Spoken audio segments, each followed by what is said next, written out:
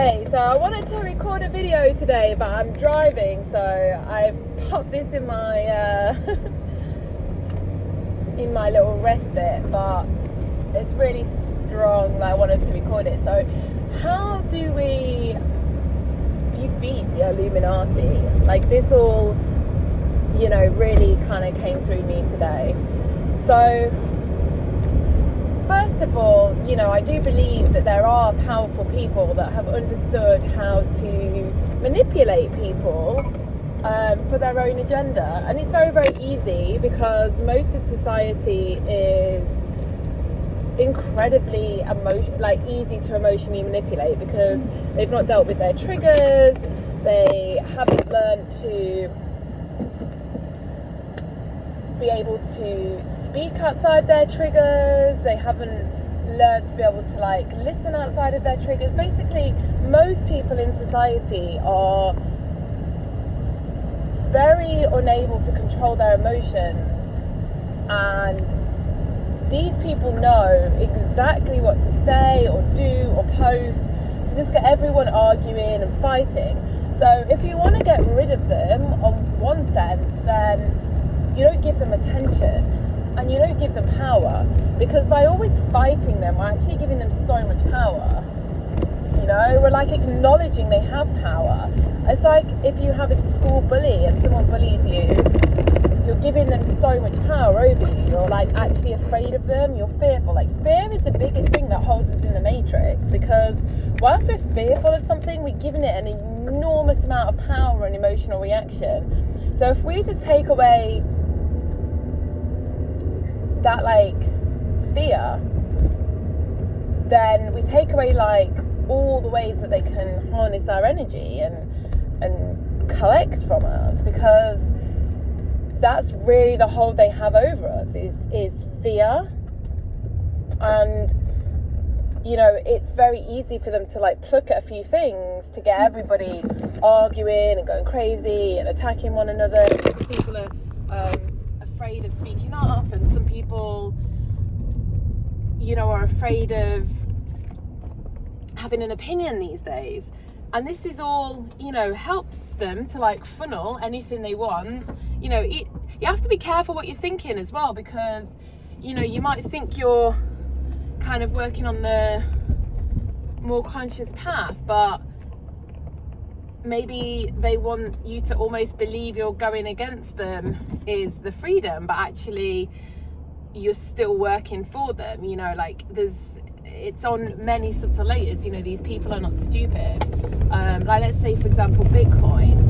There's a possibility that Bitcoin is created by the government or created by people that want you to think that you're in some free system, right? And they get you to put all your money in it, and then they just pull it away, because Bitcoin's obviously controlled, by powerful, rich entities. And whether it was meant to be free and these people just found it, or whether it was always designed with that intention to screw people over, hey, we can only just use our intuition on things like that. But I'm just saying, sometimes this fight that we think that we're doing the opposite to what they want is sometimes exactly what they want, and they're just kind of double bluffing.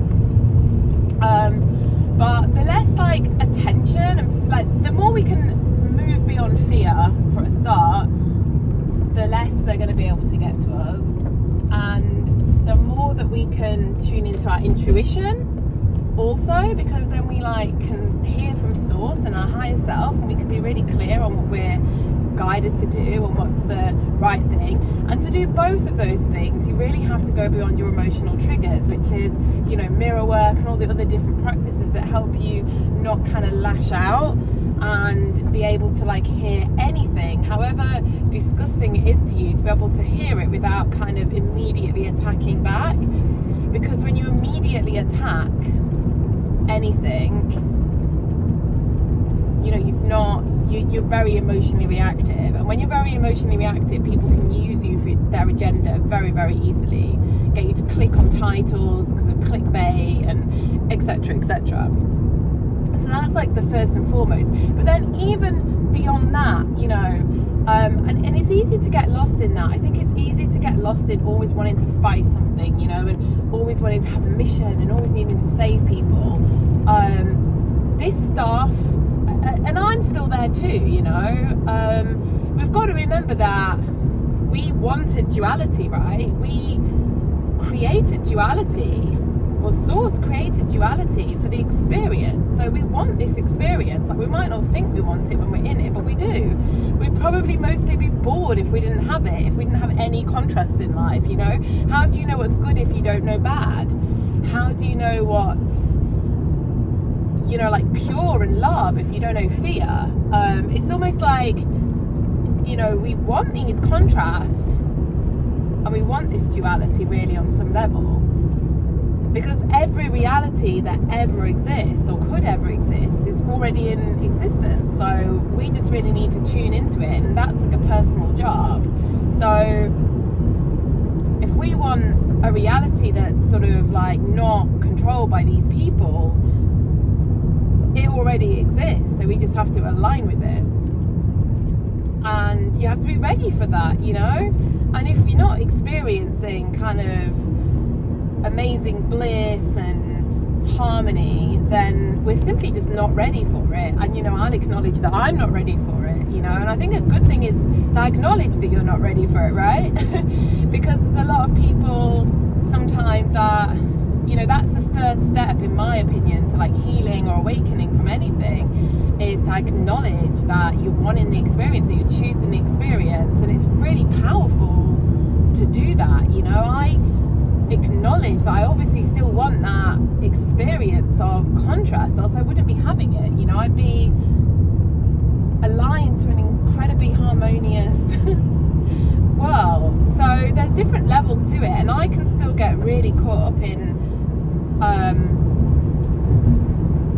the matrix or whatever, but by even acknowledging the matrix, by giving the matrix attention and power, we're essentially keeping it alive. And that's okay. Like, you know, every experience is valid. Like, there's not an experience that's like better or worse, you know. We just do what is you know, the optimum experience for our growth. But whenever you give something focus, you are keeping it alive. Like, I don't know if anybody else got bullied. Like, I did get bullied at school by two girls that used to be our like close friends. They just one day started to bully us. I have no idea how it feels when like a whole freaking class does it to you, because I don't, you know, I didn't have that level, but I got quite extremely bullied by two of our friends. And I remember it lasted for about a year, and I was so afraid to go to school. Like, they used to say they would like meet us on the corner and beat us up, and I was like I'm still to this day like completely non-violent. Like, I've never hit anybody in my entire life, never. And the thought of like someone wanting to fight me was, you know, horrendous. But I gave them all this power. There was just two of them. And I don't think anyone else in the class really knew even what was going on, because we were so afraid to stand up to them. And actually, it was me and my best friend at the time, and they would even rotate between the two of us. And, you know, this is what you see people do. It's how they grab power. They would sort of pick one of us at a time and then be super nice to the other one. And we were so thankful to be let off the hook that we just used to like not stand up for the other person. Which is why nowadays I will always stand up for somebody. If I see someone getting bullied, even if it means like I stop earning money or I'm going to be bullied, I don't care. Like, I will never make that mistake again of just sitting by and watching it happen. But, you know, the story that I was meaning to say by this is just how much power we gave these two bullies. And they were just two girls, like exactly the same as us. There was absolutely no reason for them to have any power over us. And they never actually fought us. The only power they ever had was just saying they were going to meet us at the school gate and fight us. Like, you know, that was literally the only power they had. And all the energy that we fed them and gave them because we were afraid of them for like a year. And as soon as you like stop fearing them, they tend to just go away. Like, I remember when they just stopped, you know. And it's because we'd stopped like feeding them, essentially, you know, like whatever you feed and focus on, it just like grows and grows and grows.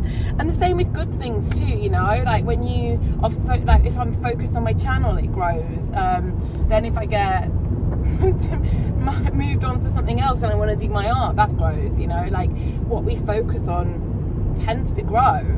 And if you're focusing on fears and stuff, then they're going to grow too, and you're going to give these people like so much power. And really, like, you know, it's just all energy.